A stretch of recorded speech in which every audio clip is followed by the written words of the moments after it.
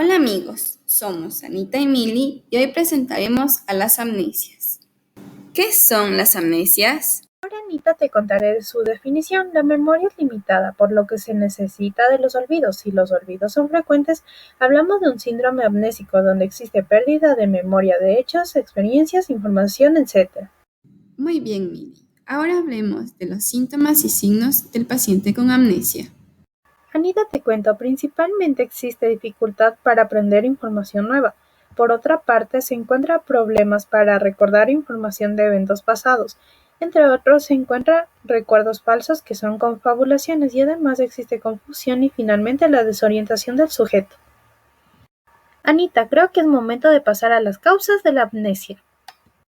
Muy bien, Mili. Las causas pueden ser biológicas y también funcionales. Por otra parte, las causas biológicas tienen que ver con daños en el cerebro relacionados con traumas, enfermedades o uso de drogas. El abuso del alcohol a largo plazo provoca deficiencia de tiamina, es decir, da paso al síndrome de Wernicke.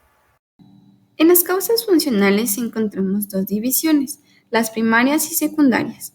Cuanto más primarias sean, el paciente va a negar su realidad y cuanto más secundarias, el paciente va a preservar su realidad. Anita, creo que es momento de emprender un largo viaje. Hola amigos, somos Anita y Mini y hoy les presentaremos los tipos de amnesia.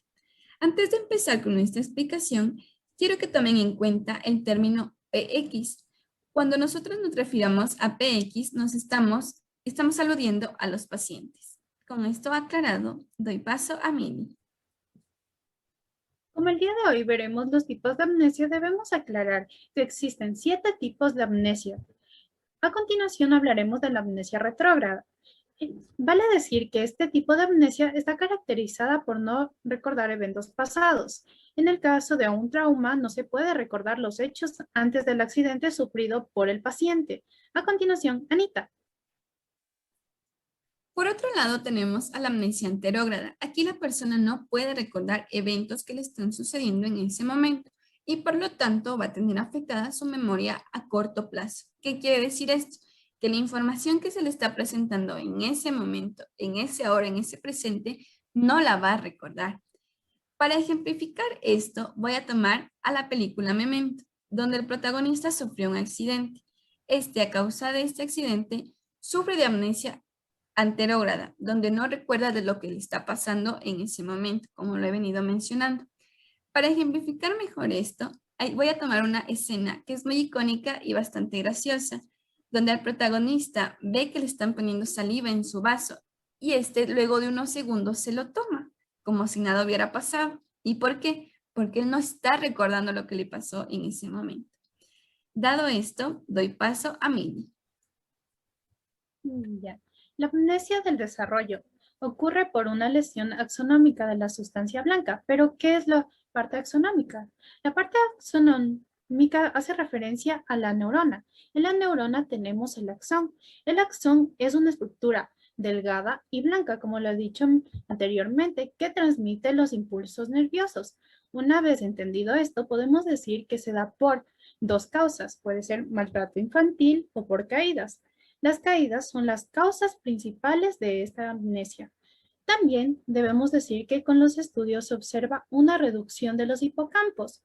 Los hipocampos son una estructura cerebral la cual ayuda a la memoria episódica y a las emociones, pero en este caso nos centraremos en la memoria episódica. Además de esto, consecuentemente, va a haber una reducción de los cuerpos mamilares y después una disminución del volumen de los tálamos. También se vale decir que se conserva la inteligencia normal, el nivel de integración social, la memoria a corto plazo, de trabajo y de futuro. Y podemos decir que se afecta la memoria episódica, como lo hemos mencionado anteriormente, y el recuerdo libre por familiarización o por reconocimiento. A continuación, Anita. Por otro lado, tenemos a la amnesia psicógena. Aquí se encuentran tres tipos. La primera es la amnesia psicógena total. Aquí el paciente pierde la capacidad de recordar cifras, fechas, números de teléfono y hasta incluso direcciones de lugares. Esta amnesia psicógena total se da en pacientes jóvenes.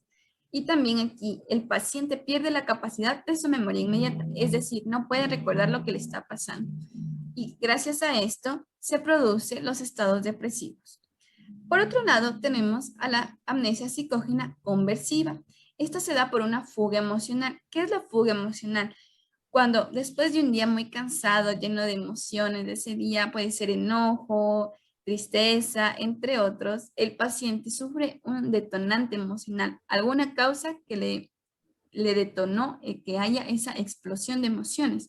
O sea, el paciente va a estallar con el que esté y va a tristeza, enojo y entre otros. Y aquí el paciente va a sufrir este tipo de amnesia. Por otro lado, se presenta la berindiferencia. ¿Qué es la berindiferencia? Aquí el paciente se presenta anosognósico. ¿Qué quiere decir anosognósico? Que el paciente no es consciente de la situación que está viviendo, o sea, no dice tengo amnesia, es inconsciente de esa situación. No lo niega, pero tampoco lo afirma. Y por último, esta amnesia dura días y pasa. Para culminar con la amnesia psicógena está la amnesia psicógena no conversiva. Aquí, cuando los pacientes son evaluados, recuerdan hechos traumáticos que son reales y a consecuencia de esto van a tener crisis de despersonalización y desrealización. Aquí también aparecen fenómenos disociativos. Con esta explicación doy paso a Mili. Por otra parte, tenemos a la amnesia global transitoria, que básicamente es una alteración que va a tener alteraciones tanto anterógradas como retrógradas. Este tipo de amnesia aparece de forma brusca y su tiempo de duración es de 24 horas, pero también tenemos una duración media, que es entre 4 a 6 horas. Esto por lo general ocurre en personas de 50 años en adelante. Se desencadena cuando los pacientes realizan situaciones que requieren mucho esfuerzo psíquico o físico, pero también pueden ser causadas por una intoxicación de benzodiazepinas.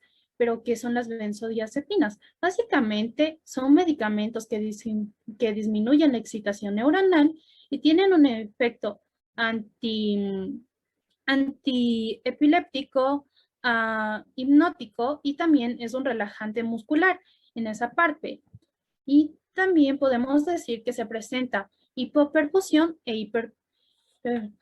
El primer término hace alusión a la disminución del flujo sanguíneo en el cerebro. Entonces, la hiperperfusión sería el aumento del flujo sanguíneo en el cerebro. También, en plena crisis, el paciente puede ser vagamente consciente. El sujeto tiene cierto nivel de confusión, sensibilidad tanto con el tiempo, espacio o con personas en particular. También podemos ver en tomografías las disfunciones en diferentes redes del cerebro. Estas disfunciones se observan después de 24 a 72 horas, es decir, que en este tiempo podemos observar las disfunciones presentes en el cerebro. A continuación, Anita. Aquí tenemos a las lagunas amnésicas por shock agudo del cerebro. Estas son frecuentes en epilepsias, tratamientos con terapias electroconvulsivas y hasta incluso traumas. Con traumas nos referimos a algún accidente. El paciente aquí va a presentar tanto amnesias anterógradas como retrógradas. Como lo hemos venido mencionando, la amnesia anterógrada es que no recuerda información nueva y la amnesia retrógrada es que no recuerda información del pasado. Por otro lado, esta va a depender de la gravedad o del trauma. Esta dura de 4 a 6 horas y aquí el paciente va a recordar la información de manera progresiva. Por otra parte, nos encontramos con la amnesia epiléptica transitoria, que es producto de la epilepsia no compulsiva. Estas son breves, tienen un tiempo de duración estimado de 30 a 60 minutos. Se presenta confusión y alteraciones en el lenguaje. También se debe al daño en el hipocampo por falta del flujo sanguíneo. Es decir, que encontramos una hipoperfusión. Además, debemos tener en cuenta que existen dos periodos, el crítico y el postcrítico. Además, estas amnesias son repetitivas, es decir, que se presentan más o menos 2 amnesias transitorias al año. Por otro lado, tenemos a las amnesias autobiográficas. Cuando yo me refiero al término autobiográfico, estoy haciendo referencia a mis propias vivencias, a mis propias experiencias. Como primer punto tenemos que es común en crisis epilépticas y más común en epilepsias nocturnas. Por otro lado, tenemos que la memoria del paciente está afectada, la memoria autobiográfica, claro, está afectada. Sin embargo, la memoria de otra clase está en perfecto estado. Puede ser que la memoria de trabajo esté en perfecto estado, la memoria a corto plazo y largo plazo estén en perfecto estado.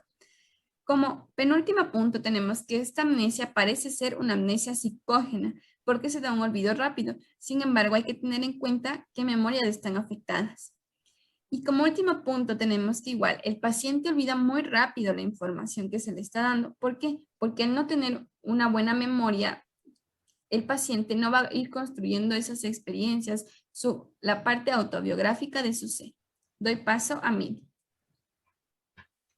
Y finalmente nos encontramos con la amnesia permanente, que tiene un claro origen neurológico donde existen lesiones bilaterales del hipocampo, es decir, que se encuentran afectados los dos hipocampos. Además, existen un daño en otras estructuras temporolímbicas. También se produce por traumatismos no curados de la encefalitis herpéticas, que básicamente es la inflamación del cerebro, por anoxia, que es la falta de oxígeno, por un infarto, por hemorragias subaracnoideas, o también puede ser por el Alzheimer, que básicamente es una demencia. El paciente no se llega a recuperar con facilidad. Además, hay un deterioro de la memoria retrógrada. Se presenta la ley de Ribot, es decir, que se pierde lo más reciente y lo más pasado. No, un ejemplo de esto para explicarlo mejor es decir que yo me golpeé hace 5 minutos contra la mesa, pero yo no me acuerdo de esto. Sin embargo, yo me acuerdo de un viaje que pude haber realizado hace 5 años. Y entonces ahí haríamos un claro ejemplo de lo que es la ley de Ribot. También se afecta la memoria selectiva y semántica. En pacientes jóvenes se conserva su nivel de inteligencia y juicio, mientras tanto que en pacientes adultos hay muchas alucinaciones y también se presenta la cronoatraxia, que básicamente es que los pacientes, sus recuerdos, básicamente los recuerdos de los pacientes no tienen un orden lógico del tiempo. Ahora bien, Mili, con esta explicación de los tipos de amnesia, vamos a volver a nuestra animación. Ahora, Mili, te quiero enseñar cómo se debe tratar a un paciente con síndrome amnésico. En primer lugar, están las terapias ocupacionales, donde la familia contrata a un terapista ocupacional para que éste haga recordar al paciente información nueva para reemplazar la información que se ha perdido. Por otro lado, está la tecnología, donde el paciente puede mejorar su situación. Por ejemplo, puede poner en su celular o en su tableta la alarma para su medicamento. Y como último punto, están las medicinas. No hay un medicamento como tal que trate la amnesia, pero sí hay medicinas que pueden ayudar a mejorarla. Bueno, Anita, ahora yo te contaré cómo se les cuida a los pacientes que sufren de amnesia.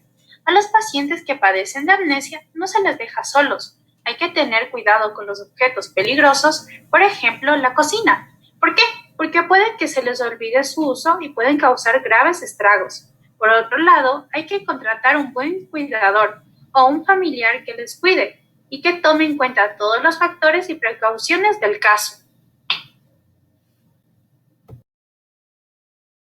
Esto fue todo por el día de hoy. Espero que el tema de las amnesias haya sido de utilidad para ustedes. Nos vemos en una próxima. Adiós.